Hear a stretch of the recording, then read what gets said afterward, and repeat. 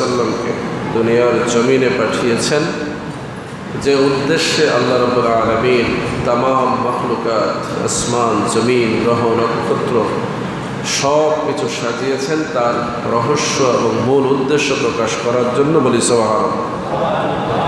রাসূলুল্লাহ সাল্লাল্লাহু আলাইহি সাল্লামকে জমিনে প্রেরণ করে আল্লাহ রাব্বুল আলামিন এমন এক কিতাব নাজিল করলেন যেই কিতাবের ব্যাপারে আল্লাহ রাব্বুল আলামিন নিজেই বলছেন, ফালা উকসিমু বিমাওয়াকি'ন নুজুম, আমি তারকাসমূহের অস্তগমনের কসম করতেছি। ওয়া ইন্নাহু লাকাসামুন লাউ তা'লামুনা আযীম, যদি তোমরা ভেবে দেখো যে এটা কত বিরাট একটা শপথ। সুবহানাল্লাহ। অর্থাৎ তারকারাজি অস্তগমন করে। আমরা জানি যে সূর্য অস্ত হয়, চাঁদ অস্ত হয়, কি বলেন, ঠিক না? আল্লাহ বলছেন তারকাসমূহ অস্ত যায়। সুবহানাল্লাহ। কি অস্ত যায়?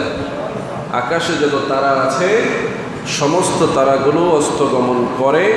সেই অস্তগমনের একটা জায়গা আছে এবং অস্তগমনের একটা সময় আছে।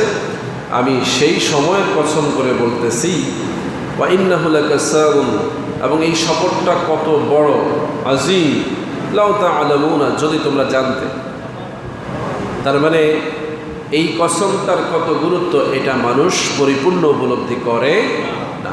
যদি করত তাহলে আল্লাহ বলছেন ইন্নাহু লাকুরআন কারীম, নিশ্চয়ই এটা হচ্ছে সেই কোরআন, এমন এক কিতাব, ফি কিতাবিন মাকনুন, এটা সংরক্ষিত আছে গুপ্ত কিতাবের মধ্যে।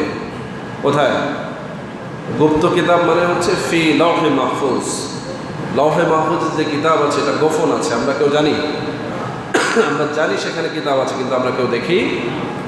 আল্লাহ বলছেন এই গুপ্ত কিতাবে লিপিবদ্ধ রয়েছে যা আমি শপথ করছি, যা আমি বর্ণনা করছি, যা তোমাদের কাছে আমি বলতে চাচ্ছি, এই সব কোথায় লিপিবদ্ধ আছে? লাওহে মাহফুজ যে কিতাব রয়েছে সেই কিতাবের মধ্যে লিপিবদ্ধ রয়েছে। এই কিতাব কোন কিতাব?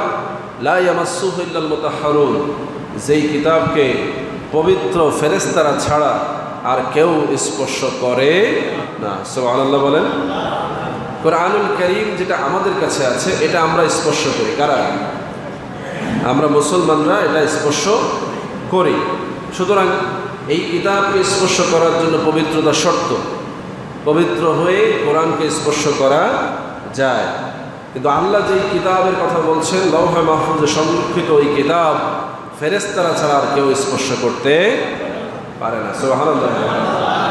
আল্লাহ পাক দুইটা বিষয় এখানে প্রমাণ করেছেন। একটা হচ্ছে পৃথিবীতে যে কোরআন আমি নাজিল করেছি এটাতেও কোনো সন্দেহ নাই, লা রাইবা ফিহ,